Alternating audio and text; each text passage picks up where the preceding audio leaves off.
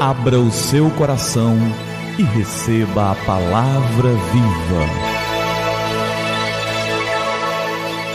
Graça e paz da parte do nosso Senhor e Salvador Jesus Cristo. Eu sou o pastor Gilberto e eu quero te entregar a palavra viva. E a nossa história de hoje é o homem que fumou a Bíblia. Um certo missionário americano chamado Jimmy Williams, que sempre realizou muitas cruzadas no continente africano, conta em seu livro uma história fantástica de um africano que marcou a sua vida. Isso aconteceu na década de 80, em uma das suas viagens missionárias.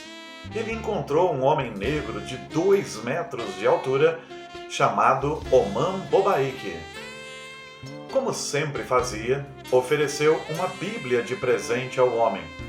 E com a maior sinceridade, o africano disse ao missionário que iria fumar a Bíblia, pois o papel era perfeito para fazer um mirole, um cigarro.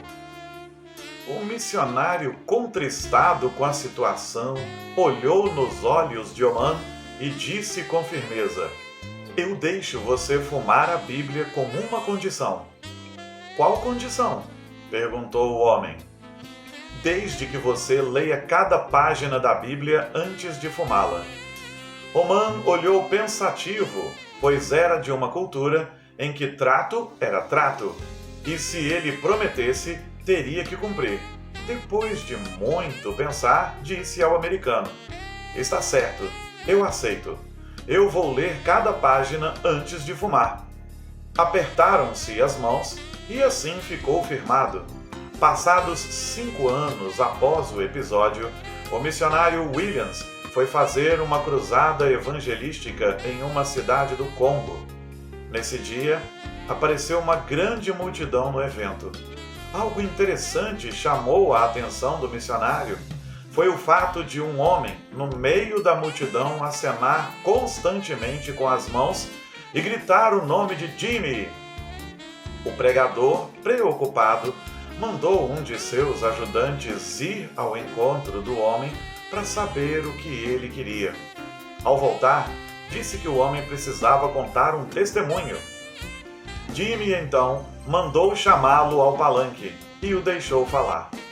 O homem olhou nos olhos do pregador e disse: "Eu sou o homem que fumou a Bíblia na cidade do Zimbábue. Eu lhe disse que se você me desse a Bíblia, eu iria fumá-la. E me disseste que deixaria eu fumar a Bíblia se eu antes a lesse. Assim eu fiz. Fui lendo e depois fumando. Li primeiro o livro de Gênesis e adorei as histórias.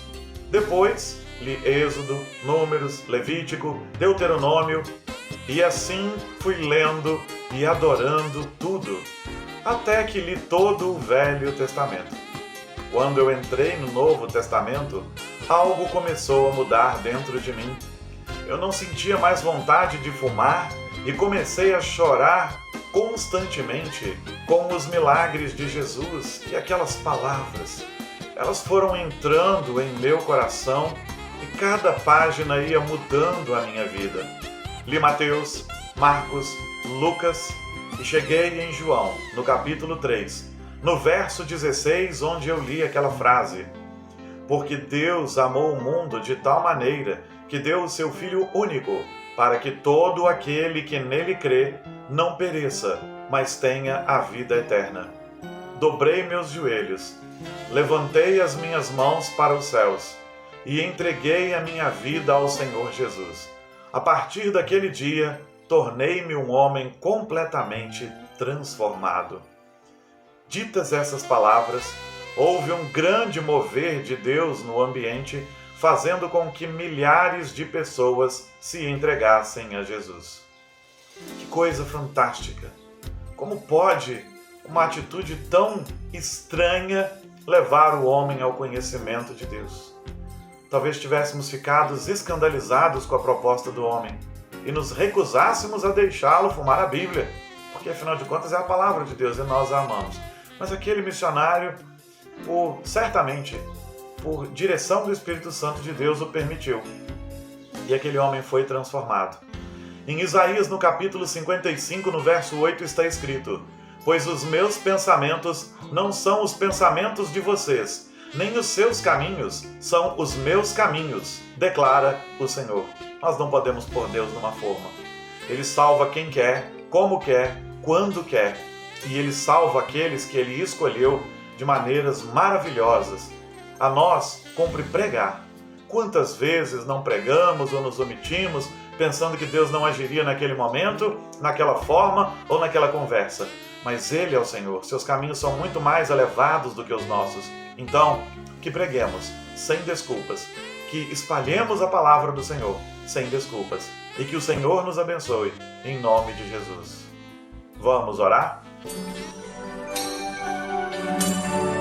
É tempo de falar com o Senhor do Universo. Pai, obrigado por essa história que nos estimula a sair daqueles pensamentos que nós criamos, daquelas fórmulas que nós criamos e nos leva a evangelizar. Que não haja em nós desculpas para deixar de fazer a Tua obra.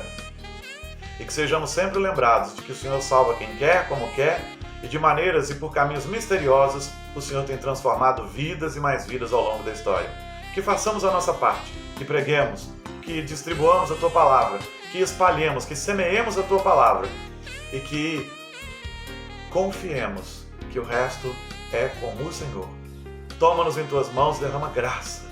E louvado seja o nome do Senhor, que não se submete às formas dos homens e à nossa maneira muito pequena de pensar. Glória ao Teu nome. Eu oro em Teu nome, Jesus. Amém. Amém. E que a palavra viva transborde em seu coração. Que a palavra viva transborde em nossos corações.